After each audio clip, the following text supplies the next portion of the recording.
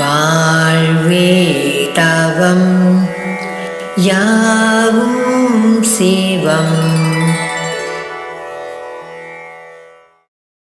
சிவ சொந்தங்களுக்கு வணக்கம். நமச்சிவாய. ஒரு குட்டி கதை.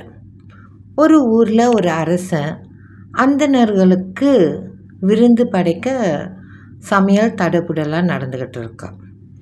அப்போது வானத்தில் ஒரு கழுகு ஒரு பாம்பை தூக்கிக்கிட்டு பறந்து போகுது. அது பறந்து போகும்போது அந்த பாம்பின் வாயில் வழியாக ஒரு துளி விஷம் கீழே விழுந்துருது. எங்கே போய் விழுந்துருது? அந்த தயார்படுத்திக்கிட்டு இருக்கிற உணவில் போய் விழுந்துருது. அதுக்கு இது யாருமே கவனிக்கல, யாருக்குமே தெரியவும் தெரியாது. அதுக்கு பிறகு சாப்பாடு தயாரித்து வந்த அந்தணர்களுக்கு உணவு கொடுத்து அது என்ன ஆயிடுதுன்னா, அந்தணர்களுக்கு சிலருக்கு உடம்பு சரியாக இல்லாமல் போயிடுச்சு, சிலர் இறந்தே போயிட்டாங்க. என்ன காரணம் ஏது நீ யாருக்குமே தெரியல. அரசன் ரொம்ப வருத்தமாயிட்டான். இப்போது அடுத்த காட்சிக்கு போனோம்னா, யமலோகத்தில் சித்திரகுப்தன் உட்காந்து யோசிச்சுட்டு இருக்கான். இந்த கணக்கு இது ஒரு பாவக்கணக்கு. யார் கணக்கில் எழுதுறது? அரசனோட நோக்கம் சரி, அந்தணருக்கு உணவு படைக்கணும். சமைச்சவங்களோட தொழில், அவங்க சமைச்சாங்க. கழுகுக்கு அறிவில்லை, பாம்புக்கு எதுவும் தெரியாது. அப்போது இந்த விஷம் பட்டு இத்தனை பேர் இறந்துட்டாங்க, யார் கணக்கில் எழுதுன்னு ரொம்ப நேரம் யோசிச்சுட்டு அவர் என்ன பண்ணிட்டாரு, யமன் கிட்டே போகிறாரு. தர்மராஜா, இப்படி ஒரு சிக்கல், என்ன பண்ணுறதுன்னு எனக்கு தெரியல. அவர் லேசாக ஒரு புன்னகையோட, கொஞ்சம் பொறுத்துரு சித்திரகுப்தா, உனக்கான பதில் வரும், அதோடு நிறுத்திட்டார். அப்போ எழுதிக்கலாம். சில நாட்கள் ஓடின சமயம் அந்த ஊருக்கு புதுசாக ஒரு 2-3 அந்தணர்கள் வராங்க. அங்கே வந்த சமயம் அது சந்தை வழியாக வராங்க. அவங்களுக்கு ஊர் புதுசு. அங்கே ஒருத்தி வியாபாரம் பண்ணிகிட்ருக்கா.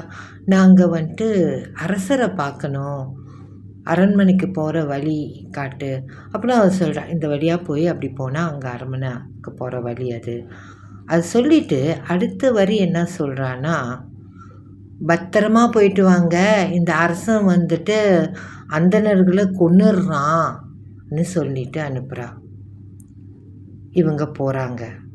மேலே யமலோகத்தில் சித்திரகுப்தன் சிரித்து கொண்டே அவனுக்கு தேடிய பதில் வந்துருச்சு. அன்னைக்கு நடந்த சம்பவத்தோட பாவ கணக்கு மொத்தமாக இந்த பொண்ணோட கணக்கில் எழுதிடுறான். ஏன் இப்படி எழுதுறான் யோசிச்சு பாருங்க.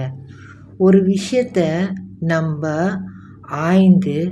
ஆராய்ந்து அதில் என்ன உண்மைன்னு தெரியாமல் அபத்தமாக அந்த அரசன் மேலே நம்ம ஒரு விஷயத்தை சுமத்திட்டோம் இல்லையா? இந்த மாதிரி நம்ம வாழ்க்கையில் அடிக்கடி நடக்கும்.